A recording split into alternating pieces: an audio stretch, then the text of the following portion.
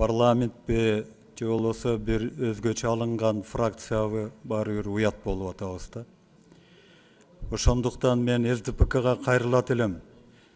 Кичине бир стабилдүүлүккө келсеңиздер. Силер парламенттин 40%-ин ээлегендей болуп отурасыздар. Анан кийин ушунчалык чыр чатакты бизге дагы көрсөткөнүңөр мен ойлойм кичине туура эмес болуп атат го депчи. Ошондуктан муну чыр чатагы жок эле чечкениңер туура болмок. Биз аралашпайлы силердин ички саясатыңаргачы, бирок чыр чатагы жок. А принципиалдуу маселеге келгенде ал болот принципиалдуу маселе. Андай маселелер абдан көп. Ошол эле реформалар боюнча, ошол эле өкмөттү түптөгөнүбүз боюнча ал принципиалдуу маселелер чыгып кетиши мүмкүн. Ошондуктан ал дагы келе турган күн жакындайт болуш керек.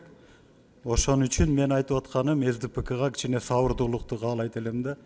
Экинчиси Асель Союзбек мына сизге кайрылайын деп атам. Баарыбызды мындай жакшы эмес акыбалга алып келгендей болуп атат ушул кырдаалчы. Сиз эрдик кылыңыз дагы азыр арызды жазып берип койбойсузбу? Биз ошону менен сиздин арызды канааттандырып коелу. Ошондо сиздин бийиктигиңиз көрүнүп калат. Мен ушундай сунуш кылат элем да. Рахмат.